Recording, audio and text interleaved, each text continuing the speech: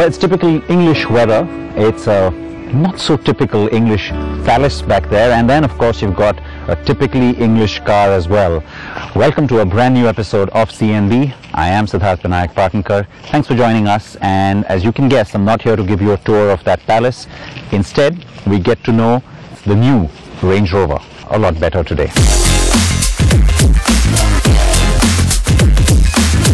Just make it better. Now that's a familiar refrain when you talk about what Land Rover needed to do when upgrading its iconic Range Rover. The flagship SUV had already grown in size and opulence with the current generation, and now with the midlife upgrade on that fourth generation car, you get more luxury, tweaked looks and a brand new hybrid powertrain. I am aiming to drive it, and specifically at the magnificent Blenheim Palace. So this is the mid-cycle update on the Range Rover, which means that it is the same car, it's the same generation, but there are certain styling changes and updates that have certainly been thrown in. I think it's the front grille that's going to grab your attention straight away, because you don't have the three slats anymore. It's a continuous pattern, and it certainly gets your attention. Like I said, the headlamp cluster, well, that's been tweaked, but more so from a technology point of view. Laser lighting and the 140 LEDs in that cluster, you can sort of customize that. A few of them switch off for oncoming traffic to reduce the glare, and I think that's pretty cool.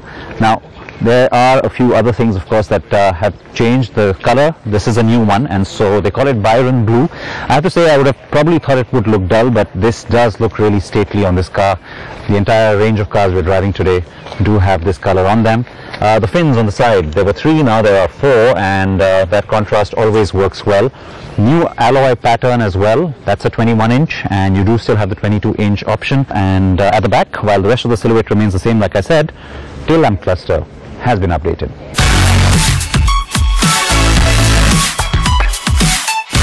Did you hear me saying hybrid?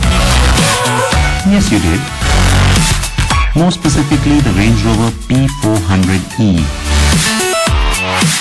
Inside the cabin is where things get swankier than before. Yes, that was possible apparently.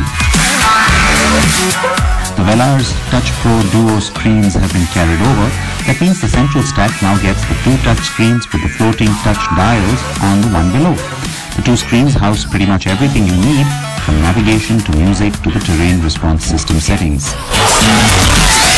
Still really luxurious back here, great use of materials, the leather, the wood, and the seats are updated because they're a little bit deeper now and so more comfortable, says Land Rover. Of course, they still recline. You still have the option of the long wheelbase car, extremely popular in markets like ours. And even on this one though, on the side that's diagonally across from the driver, you can push the seat far up front, and all of that happens with the controls right back here. And it allows you to recline the seat and also have a little footrest that pops out, and you can really relax. So while that's happening, let me also tell you that there are a couple of other things that have changed. You now have a little touch panel of sorts here, which has 4 different functions. You can turn off the volume, you can of course access the reading lights, and then the screen as well, which opens up to the nice panoramic roof and lets some of that sky in. Very nice. Also, the what looks like a drop-down armrest is of course a way to go from a 2-seater to a 3-seater back here, and all you have to do is just press a button. So that's certainly new. It's also electric and automated, and it goes up. The steering controls kind of mimic what's happening up there with the floating dials up front. It does look nice and adds a little sort of tech sophistication, if you will. And of course, you have the touch screen, which lets you control everything else, including the massage function on the seats.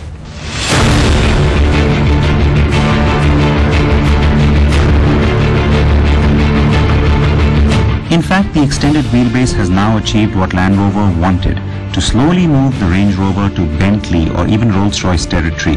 The current generation car, when it came out in 2013, had already heralded that move, and the arrival of the fourth Range Rover, Velar, last year, explained just why too. Now this car that I'm going to be driving today is the PHEV. That's the plug-in hybrid electric vehicle, and that's something that we've seen on the Range Rover before, but it was more experimental. Now it goes mainstream, and that's not surprising given that this is the flagship for Land Rover. Of course, we're not going to get it in India anytime soon.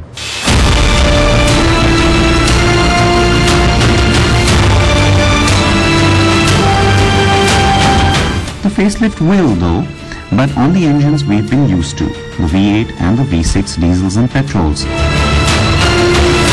The PHEV option, as Land Rover likes to call it, or plug-in hybrid electric vehicle for the uninformed, is also available on the Range Rover Sport. But let's stick to the Range Rover, shall we?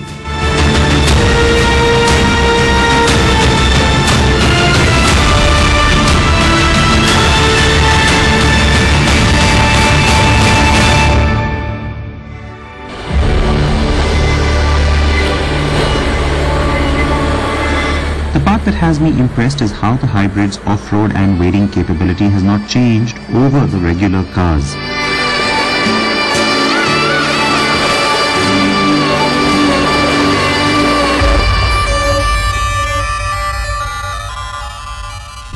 Well, you heard all the beeps, and that's of course because we started wading through the river here, and I don't want to hit any of the ducks that are in the way.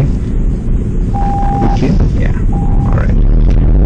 Now the part that surprises a lot of people, and I have to say, to be honest, surprised me as well, the weighting capability on the hybrid, the same as the non-hybrid Range Rover, which is 900 millimeters.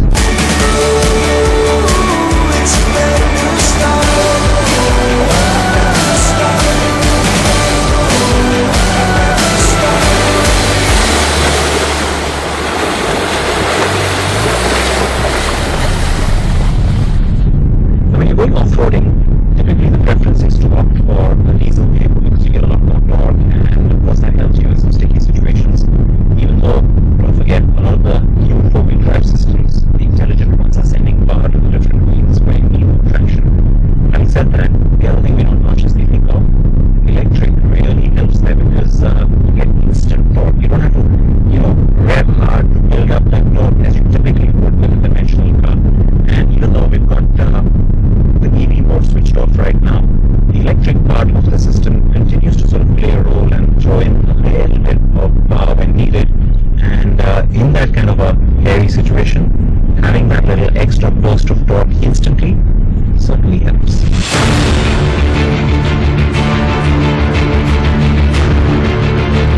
It is rather strange though to think about a Range Rover with a 4-cylinder engine under the bonnet. After all, no Range Rover had offered anything but a V8 as standard and subsequently a V6 option until now. Now all of the updates that you've seen on this Range Rover, they're not just restricted to the hybrid. You do get this on the regular Range Rover too, which means that the combustion engine versions will have it, and so we will get it in India as well. Now one little difference that this car and the combustion engine version do have, you remember how with this Range Rover this generation brought in something called all-terrain progress control. Well, the hybrid doesn't need it because of course the electric part of the car, which supplies enough torque to all the wheels at all times, kind of mimics that system anyway, and so which is why it doesn't have it, but the regular one still will. The 2-liter Ingenium engine puts out 294 bhp, but combined output is 396 bhp. And you get a whopping 640 Nm of peak torque that's available instantly, like I said. That makes the PHEV more powerful than the standard V6 variants, though lower than the V8 supercharged variants, of course. The car can run in pure electric mode, eerily silently I may add, for 51 kilometers. The car will go as fast as 130 kilometers per hour on pure electric mode as well. It responds with surprising alacrity given its size and bulk, and honestly the performance can put many more powerful engines to shame. The drive is also stately and smooth, with nary a flinch except at higher speeds where the sheer weight of the car starts to play catch-up.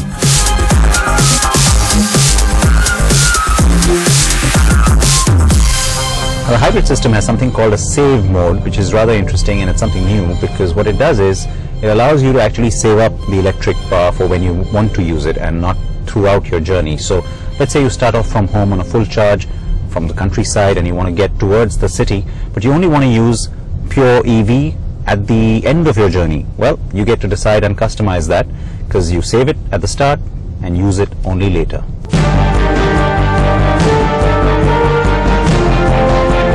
Too bad it's not coming to us though, but let's be fair, to the Range Rover customer in India, it will be the softness of the leather, the clarity of the speakers, the feel of the plush carpeting and the firmness of the massage function that will matter the most.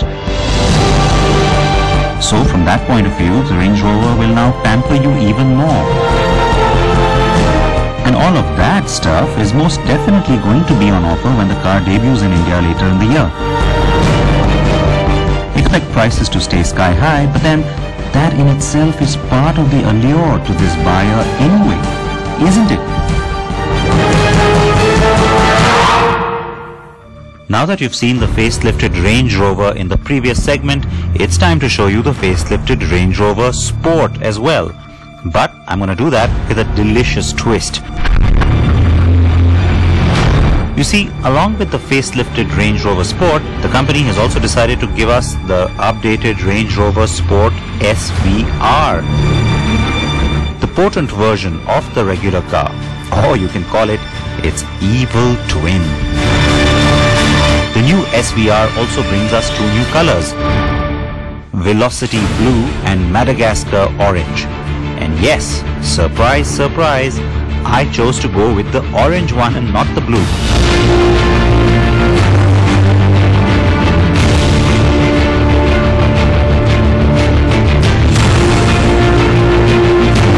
Press that start-stop button and the engine roars to life.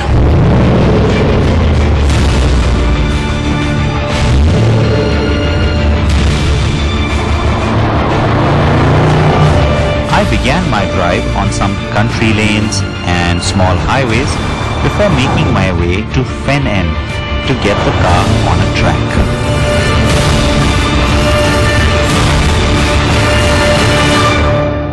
Now the previous SVR was plenty mad to begin with, and so we had lots of fun with that car. In the past you've seen some of that. So with the new car there is the promise of things getting even more fun. And so that's what brings me here to Fen End. This is JLR's new facility for SVO, and so we're on the dedicated SVO track to check out the latest SVO product.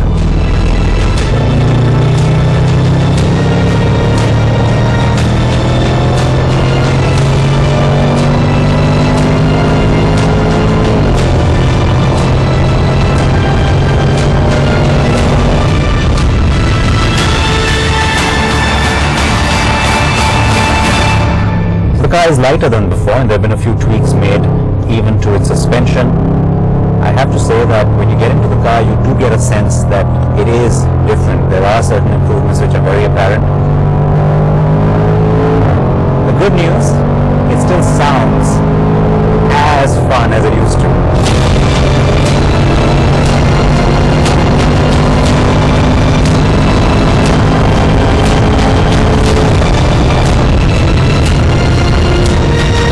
So, can you scare your neighbors with that? I think so.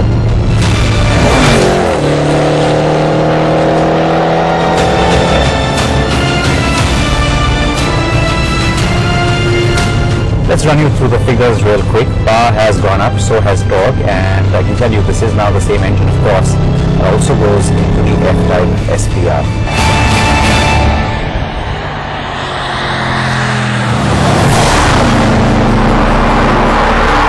So the Range Rover Sport already gets the 5-litre supercharged V8 petrol engine that now makes a staggering 567 bhp and 700 Nm of peak torque.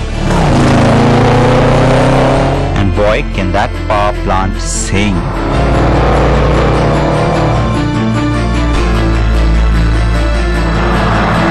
The SVR treatment gives it an additional 50 horses and 75 Nm more torque than the regular Range Rover Sport 5.0 V8.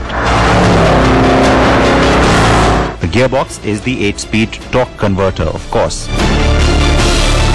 A few minutes out and two things strike you immediately about the updated car. It is now a tad surer of itself. There's poise with that drama, if you will. The front end feels more sorted and the engine is even more refined than before.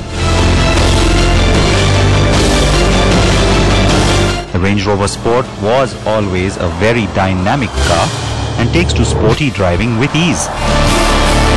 The update is lither and feels more agile, and on the SVR that goes up several notches. The chassis is very well balanced and the car's steering is quite precise. This allows you to launch it in and out of corners with a fair amount of confidence. It doesn't give you the impression of being a large SUV and almost gets to a smaller car characteristic on the track. Top speed is 280 km/h, and all of this while staying a true Land Rover.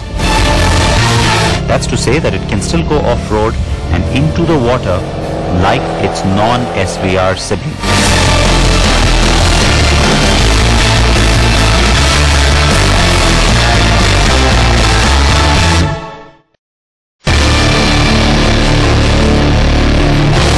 The car looks even sexier than before, by the way. And some of that is part of the facelift on the model line in general, while some is specific to the Sport SVR. So it's certainly the loudest SUV from Land Rover, also possibly the most fun. Now the SVR Sport was always a nice, mad, crazy, fun car to drive, especially on the track. It's only gotten more so, and you've seen a little sample of that already. Visually though, remember, this is also the facelift of both the Range Rover and the Range Rover Sport, and so you're getting some of those new elements in here. Specific to that, the new front grille, the pattern is now a single sort of design, and then you've also got the slimmer LED treatment. Overall a little more sort of Velar-esque, I suppose, and it gets to seem a little more streamlined and almost meaner up front. But for the SVR, some specific changes, of course. The bumper's a little sportier, and then you've got the carbon fiber hood. That is a very significant new feature, and believe it or not, the standard SVR will have a body colored hood.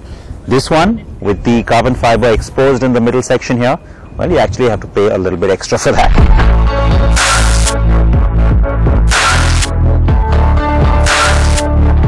At the back, the slim treatment continues with the redesigned tail lights and bumper, and you get the rectangular twin exhaust at the base. The two-tone roof offering is still very much there. Inside, the Range Rover Sport now gets the Velar's Touch Pro Duo infotainment system, just like the facelifted Range Rover does. 14 power points, including a regular plug-in like your house, an activity key, and a virtual cluster, make the refreshed cabin look very modern indeed.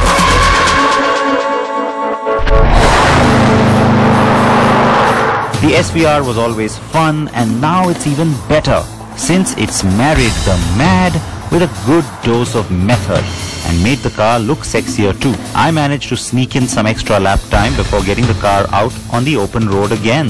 So I'll go off and do that. Expect the car to launch in India by the end of the summer.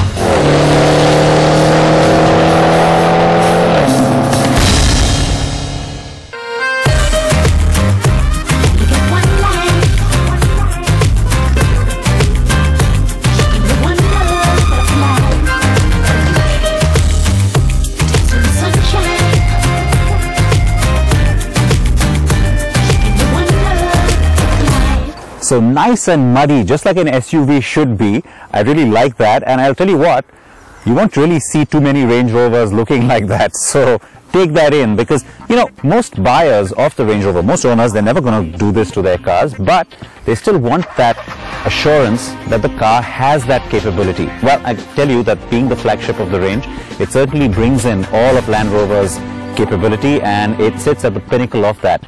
And don't forget, this car, also the hybrid. With that, it's a wrap on today's program. I hope you enjoyed a look at the new Range Rover and also the hybrid within it. Tell me if you think we should get the hybrid in India. Though remember, for now, we're not getting the hybrid, but we will get the facelift pretty soon. Please keep your feedback coming in. You can reach me at Sid Partner and promise me you'll wear your seatbelts and your helmets. Join me next week. Bye-bye.